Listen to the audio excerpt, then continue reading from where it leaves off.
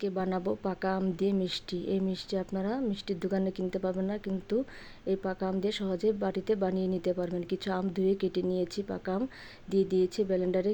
সেই আমগুলো কাটা এবং কিছু পরিমাণ চিনি দিয়ে সুন্দর করে ব্লেন্ড করে নিয়েছি। একটা কড়াই নিয়ে নিয়েছি, কড়াইয়ের ভিতরে সেই ব্লেন্ড করা আমগুলো সুন্দর করে ঢেলে নেড়ে নেব। তারপরে দিয়ে দিব লিকুইড দুধ। দুধটা দিয়ে খুন্তির সাহায্যে সুন্দর করে একটু নেড়ে নেব। নেড়ে নেওয়ার পরে দিয়ে দেব হাফ কাপ পরিমাণ গুঁড়া দুধ। গুঁড়া দুধটা দিলে পরে অনেক সুন্দর ফ্লেভার আসবে। দিয়ে সুন্দর করে আমরা নেড়ে চেড়ে নেব। নেওয়ার পরে যখন ঘন হয়ে আসবে তখন একটা প্লেটের ভিতরে নামিয়ে পরিবেশন করব। কিছু বাদাম দিয়েছি, হাত দিয়ে সুন্দর করে চেপে চেপে 2 ঘন্টার জন্য ফ্রিজে রেখেছিলাম। ফ্রিজ থেকে বের করে এখন একটা চাকুর সাহায্যে সুন্দর করে একটা শেপে কেটে নেব। কেটে নিয়ে পরিবেশন করব। যদি ভালো লাগে লাইক কমেন্ট শেয়ার করে অবশ্যই পাশে থাকবে।